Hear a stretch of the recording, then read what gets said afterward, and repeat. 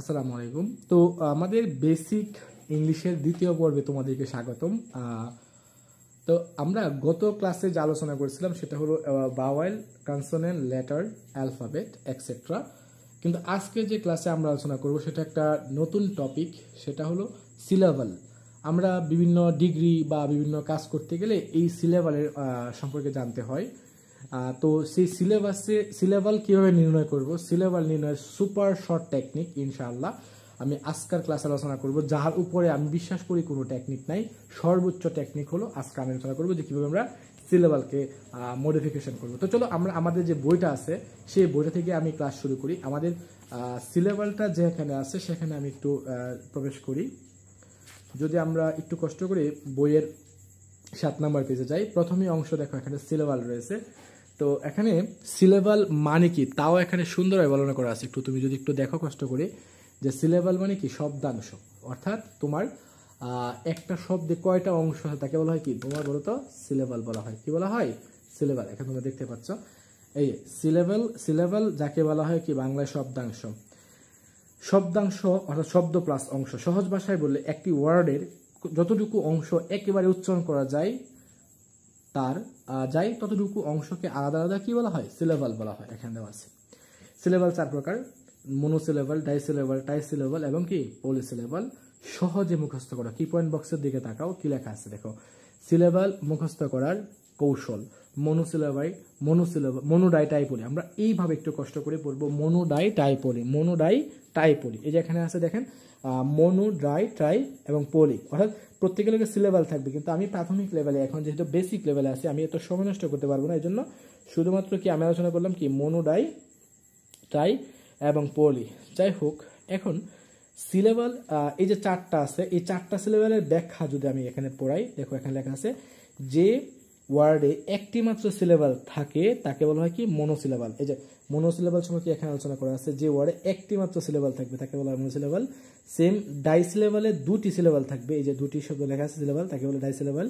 ট্রাইসিলেবালে থাকবে 3টি এবং পলিসিলেবাল থাকবে কি 3-এর অধিক। তো আমরা সহজে শিখলাম যে সিলেবালের ক্ষেত্রে সহজে চিহ্নিত করা যায়। যদি একটি সিলেবাল তাকে ডাইসিলেবাল বলা হয়, একাধিক একটি সিলেবাল থাকলে মনোসিলেবাল, 2টা সিলেবাল থাকলে ডাইসিলেবাল, 3টা থাকলে ট্রাইসিলেবাল এবং 3-এর অধিক থাকলে কি তাকে বলা হয় পলিসিলেবাল। এই যে কি পয়েন্ট বক্সটা, এখানে এই বক্সটা আমার জন্য বা সিলেবাল নির্ণয়ের জন্য কি অত্যন্ত গুরুত্বপূর্ণ একটা বক্স। কি লেখা আছে খেয়াল করার নোটটা, সিলেবাল বের করা সহজ কৌশল। 1 নাম্বার নোট, ভাওয়াল যত সিলেবাল তত। এখন ভাওয়াল কনসোনেন্ট যারা ছিল না তারা প্রথম পর্বটা দেখে আসবে অবশ্য, এখানে আমি ভাওয়াল কনসোনেন্ট নিয়ে কথা বলছি।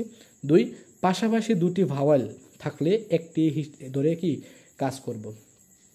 তাহলে এখন আমি কিছু ওয়ার্ড লিখি এবং এখান থেকে আমরা কি এখন আমরা সিলেবাল বের করবো। এই নোটটা তোমরা করে নিবা, এই নোটটাও করে নিবা, আর এই নোটগুলো কি একটু কষ্ট করে স্ক্রিনশট দিয়ে লিখে নিবা, যেহেতু বই হাতে নাই। আর বই থাকলে তো আলহামদুলিল্লাহ বই আছে। এখন আমি যদি কিছু ওয়ার্ড লিখি এবং এখান থেকে আমরা কি চেষ্টা করি সিলেবাল বের করার জন্য, তাহলে আমরা কীরকম আমরা পাবো।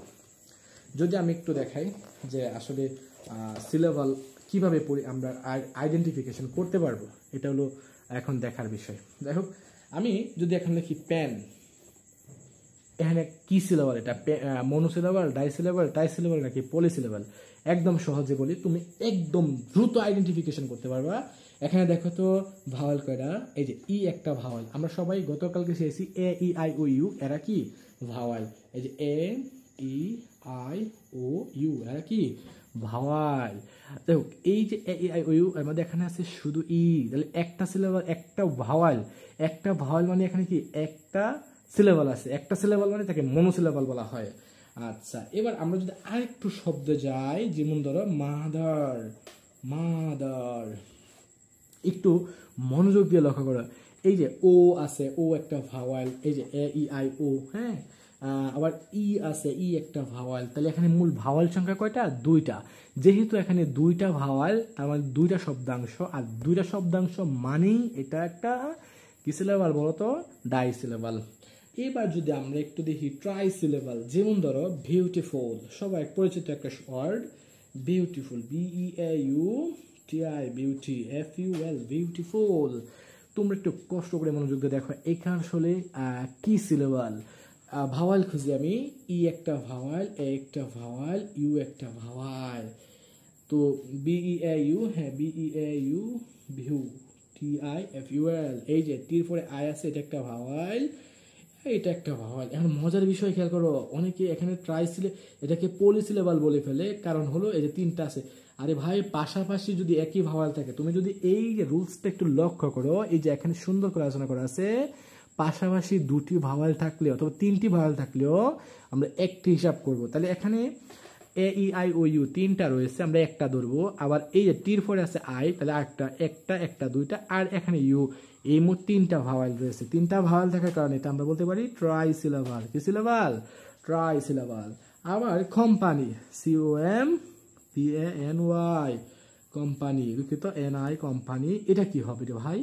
এই যে ও, এই যে এ, এই যে আই, তিনটা আছে, তাহলে এটাও কি ট্রাই সিলাবাল। সেম একইভাবে যদি আমি এখন একটা শব্দ লিখি, যেমন এক্সামিনেশন, EXAMI, EXAMINATION, এক্সামিনেশন, এই যে এ, এই যে আই, এই যে এ, এই যে আই, এই যে ও, যদিও দুইটা মিলে একটা, তাহলে 1 2 3 4টা আছে। তো 3-এর অধিক থাকলে তাকে বলা হয় কি? পলিসিলেবাল। তো আশা করি তোমরা এখানে সবাই চিনছো যে সিলেবাল নির্ণয় করার টেকনিক। এখানে একটা সেলফ টেস্ট দেওয়া আছে তোমাদের জন্য, যেমন ফ্রাইডে, এটা কোন সিলেবাল? 4টা অপশন দেওয়া আছে, একটু কষ্ট করে দাগা নিবা। এখন তোমরা নিজেরাই, আমি একটু সমাধান করা দিই এখানে। যদিও ফ্রাইডে শুধু তো ভাওয়াল কয়টা? এই যে আই এবং এ দুইটা আছে, FRIDAY, ডে, দুইটা ভাওয়াল। তা দুইটা ভাওয়াল থাকলে ডাই সিলেবালের অন্তর্ভুক্ত। যদি আমরা আরেকটু পেজে যাই, এখানে আরো কিছু গুরুত্বপূর্ণ ওয়ার্ড রয়েছে। মেমোরি কোন সিলেবাল? ভাই খুঁজে বের করো তো ভাওয়াল কোনটা। এখানে ই এবং ও দুইটা ভাওয়াল রয়েছে, তাই এখানে এটাও ডাই সিলেবাল। টেলিভিশন, এই যে টেলিভিশন, TELE দুইটা, VI তিনটা, SIO মানে 4টা, এখানে 4টা রয়েছে, তাহলে 4টা থাকলে এটাকে বলা হয় কি? পলিসিলেবাল অন্তর্ভুক্ত। আচ্ছা, এরপরে কি আছে রে ভাই? টপ কোন সিলেবাল? TOP, একটা ভাওয়াল, তাহলে একে বলা হয় কি? অবশ্যই এটা একটা মনোসিলেবাল। যাই হোক, আমরা সিলেবাল নিয়ে কথা বললাম। নেক্সট ক্লাসে আমরা যা নিয়ে কথা বলবো তার অগ্রিম বলে রাখি, আমরা নেক্সট ক্লাসে ওয়ার্ড সেন্টেন্স নিয়ে কথা বলবো ইনশাআল্লাহ, সেন্টেন্সের প্রকারভেদ এবং সেন্টেন্স চিহ্নিত করার উপায় নিয়ে কথা বলবো। তো যাই হোক, আজকের মতো এখানে থাক। ভিডিওটা আমি দোয়া চাই, সকলের জন্য দোয়া করে আজকের মতো ভিডিও এখানে শেষ করলাম। আসসালামু আলাইকুম রহমতুল্লাহি ওয়া বারাকাতুহু।